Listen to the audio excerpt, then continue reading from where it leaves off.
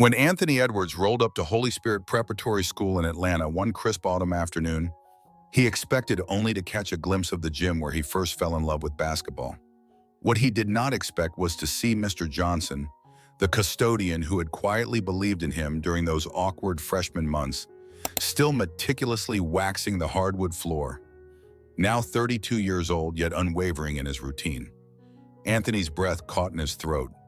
Few NBA stars think to pause, much less linger, at the place where they first learned to dribble.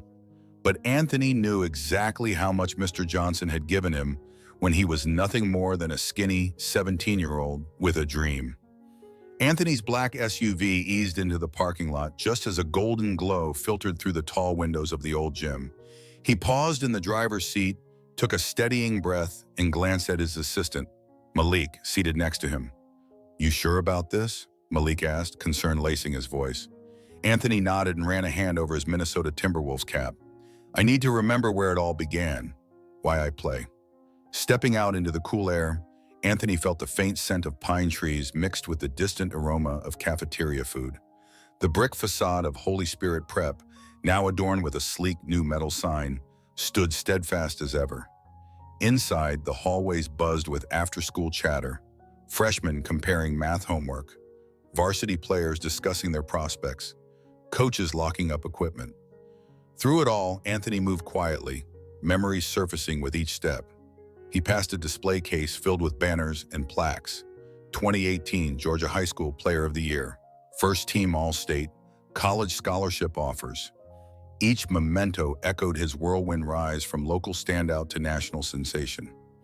Nearly 5 years had elapsed since he'd left this campus to suit up for the University of Georgia Bulldogs, then declare for the NBA draft in 2020. Now, as the #1 pick turned perennial all-star, returning felt both astonishing and necessary. Rounding a corner, he finally reached the gym doors. They swung open to reveal a freshman team running drills under the watchful eye of Coach Campbell.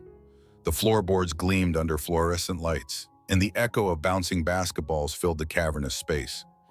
Anthony took a step onto the court, recalling the nights he'd stayed late, practicing jumpers, attempting crossovers, chasing that elusive breakthrough. At the far end, a figure crouched low, guiding a floor buffer in neat, methodical strokes. He wore a faded red polo embroidered with the school's crest and a pair of paint-speckled khakis. As Anthony drew closer, the man straightened and blinked through thick-rimmed glasses, his expression one of polite surprise. "Excuse me," Anthony said, approaching the man. "I didn't mean to interrupt." The custodian paused, buffer in hand. "The practice isn't supposed to end for another hour, young man," he said softly, squinting to focus on Anthony's face. Anthony smiled. Right. I'm just visiting. Anthony Edwards, class of 2019. Recognition flickered in the man's eyes. "Anthony Edwards, the NBA player?" Mr. Johnson set the buffer aside and extended a calloused hand. "My eyes are old, but I know that smile. I remember you two guarding me in a practice scrimmage when you were just a freshman." Anthony gripped his former custodian's hand, the warmth of that simple act flooding both of them with emotion. Mr. Johnson's gaze softened. "Anthony, you came back." "I couldn't not," Anthony replied, his voice thick. "You saw me at my worst, missed shots, head hung low. You let me stay after hours to get work in." Mr. Johnson nodded, and though he tried to mask it, Anthony could see moisture glinting at the corner of his eyes. "We had to keep the floor spotless," he said with a chuckle that betrayed him. "But I knew you were special. You wanted that ball like nothing else. Sometimes I'd give you extra minutes under one light so you could focus." Anthony swallowed hard. "You were always there, every day, without fail. It meant everything." Mr. Johnson straightened his shoulders. "It's what I do. I keep things running so kids like you can chase your dreams." In the distance, a referee's whistle cut through practice. The freshman team shuffled off the court, gathering padding and water bottles. The assistant coach patted the players on the back and collected the game balls. "Coach Campbell's wrapping up," Mr. Johnson said. "I gotta wax the hallway before my shift ends." "What time do you clock out?" Anthony asked, worry creasing his brow. 5:30, Mr. Johnson answered. "Don't want to get in trouble." "Meet me at the entrance when you finish," Anthony offered. "Let me take you out for dinner." Mr. Johnson blinked, taken aback. Dinner with you? I don't want to be a bother. Mr. Johnson, Anthony said, placing a gentle hand on his former mentor's shoulder. You changed the course of my life. Johnson, Anthony said, placing a gentle hand on his former mentor's shoulder. You changed the course of my life. This is the least I can do. Mr. Johnson's eyes crinkled into a humble smile. All right, but nowhere fancy. Got it, Anthony replied. See you at 5:30. As Anthony wandered the halls he once roamed as a student, locker combinations still imprinted in his muscle memory, he felt a surge of nostalgia. Coaches' offices had fresh paint, and the weight room boomed with rap music far louder than he remembered. Yet beneath the upgrades, the spirit of Holy Spirit Prep remained intact, a place where underdogs could become something more. Exactly at 5:30, Anthony stood just outside the main entrance, leaning against the wall he had scratched with teammates' signatures as a senior. A few moments later, the double doors swung open, and Mr. Johnson stepped out, adjusting his glasses and brushing lint from his polo. He looked more slender than Anthony remembered, lines of experience etched around his eyes. Sorry I'm late, Mr. Johnson said, eyes widening as he took in Anthony's Timberwolves jersey and custom shades. Life gets busy, boys had baseball practice, and Ellie needed a ride home. Anthony grinned. Family first, always. Just beyond the entrance, Anthony's SUV gleamed under the parking lot lights. Looks like a little bit of the NBA. Oh, Mr. Johnson said, peering curiously at the vehicle. The nicest car I've ever seen is my daughter's old minivan. Anthony opened the passenger door and guided Mr. Johnson inside. Let's go. As they rolled through the streets of Atlanta, Mr. Johnson pointed out new townhomes, coffee shops where mom-and-pop stores used to stand, and the old community center that now served as a tech incubator. Anthony listened, understanding that this city had nurtured both of them in very different ways. I was thinking, how about we grab wings at Big Joe's, Anthony suggested. Big Joe's? They still have that spicy honey barbecue sauce? Mr. Johnson exclaimed, a spark igniting in his voice. That joint has been here since '90. Anthony nodded. Coach Hunter used to take me there after early morning shoot-arounds. Best wings in Atlanta. The restaurant looked exactly as Anthony remembered. Neon signs advertising local high school rivalries. Walls festooned with framed jerseys from UGA and the Falcons, and the catch-your-attention aroma of smoked wings. A hostess led them to a booth where laminated menus already bore ketchup stains from previous diners. A server approached and blinked in surprise. Anthony Edwards, is that really you? Anthony offered a polite smile. Yes, ma'am. Could we have 2 lemonades, please? Word spread quickly, and soon the booth drew stares from families and local athletes alike. Anthony waved, though his eyes remained fixed on Mr. Johnson. I'm going to take my photo with you, a teenager said, phone raised. Anthony nodded graciously, then turned back to Mr. Johnson. Thank you for staying here all those years.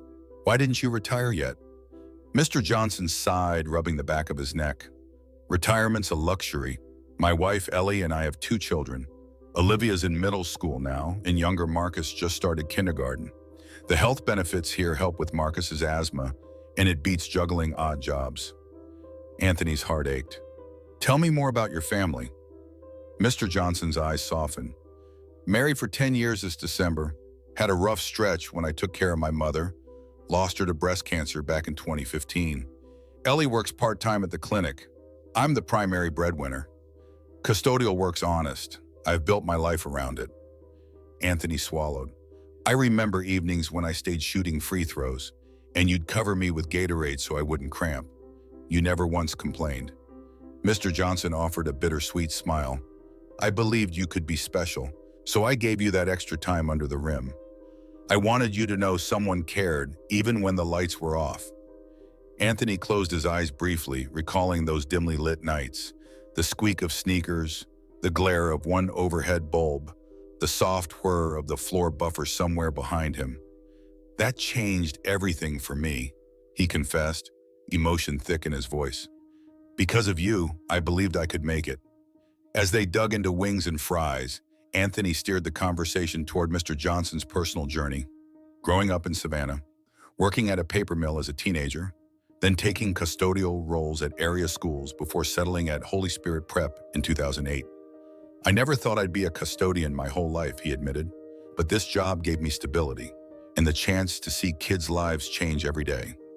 Anthony nodded. "It's more than a joke. You give hope." They ate in companionable silence until Anthony insisted on picking up the tab. "Let's head home," he said as they finished. Outside, he unlocked his SUV and helped Mr. Johnson inside. "Next week, I want to do something special for you," Anthony said. "Promise you won't try to talk me out of it."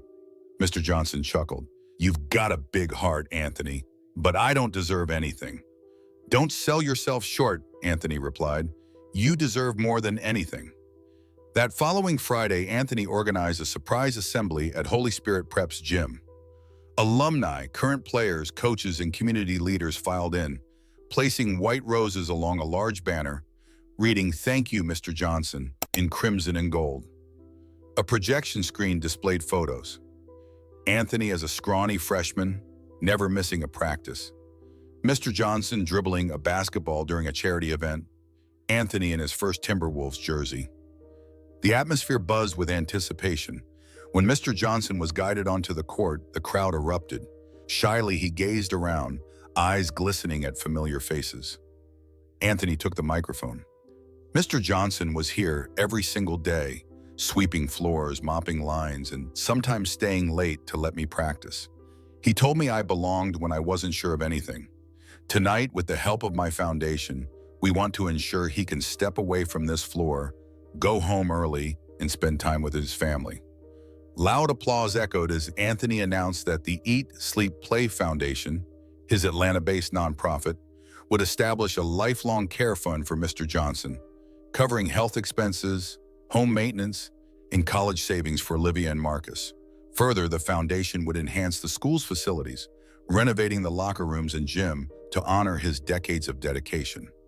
Mr. Johnson approached the podium, voice wavering as he looked out at the sea of faces. He blinked away tears. "I never asked for recognition," he said softly. "I did what I loved, keeping this place clean and hearing the echo of hope from kids chasing dreams. Thank you, Anthony. You've given me more than I ever gave you."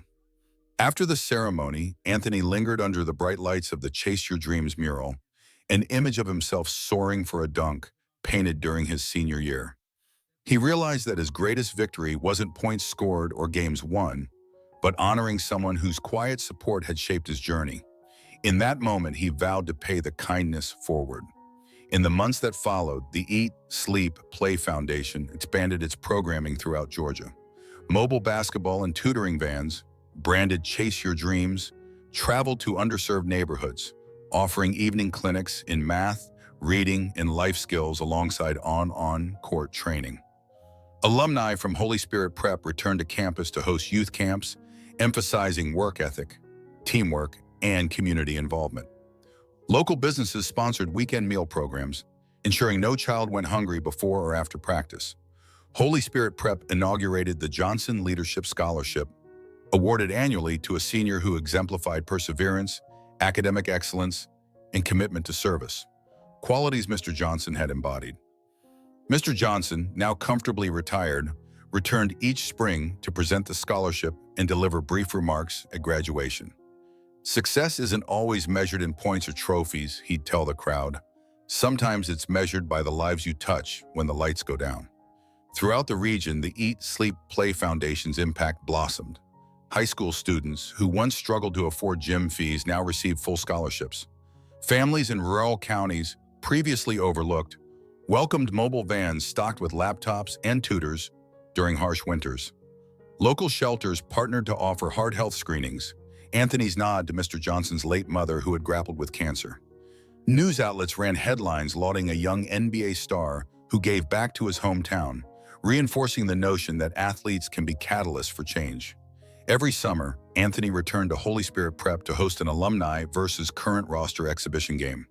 Before tip-off, he presented Mr. Johnson the Heart of Holy Spirit Award, an engraved plaque celebrating his decades of service. Each year, Mr. Johnson's modest smile and heartfelt speech reminded everyone that greatness often springs from unsung dedication. Mr. Johnson spent his retirement volunteering at community centers, mentoring young custodial staff, and occasionally filling in at Hoop Dreams, a nonprofit youth shelter where he guided kids through after-school homework sessions and pickup games.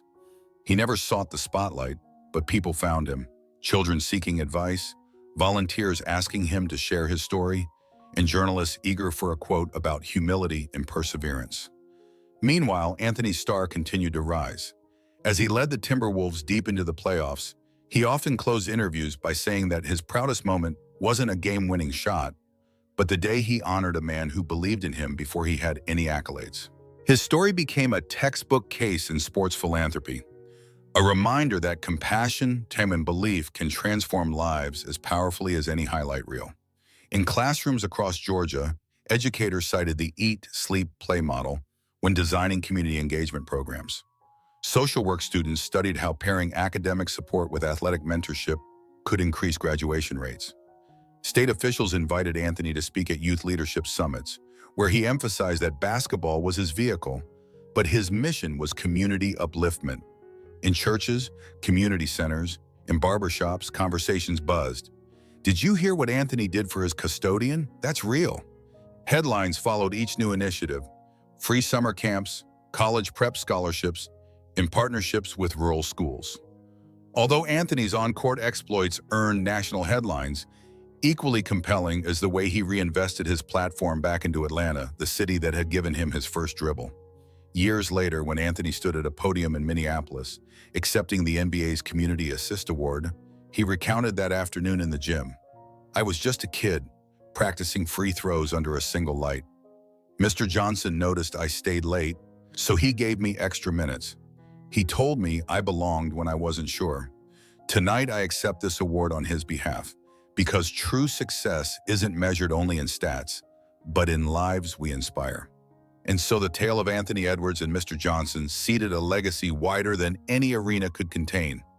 In every town where the Eat, Sleep, Play vans rolled up, echoes of that hardwood whisper remained: "You belong. Keep chasing your dreams."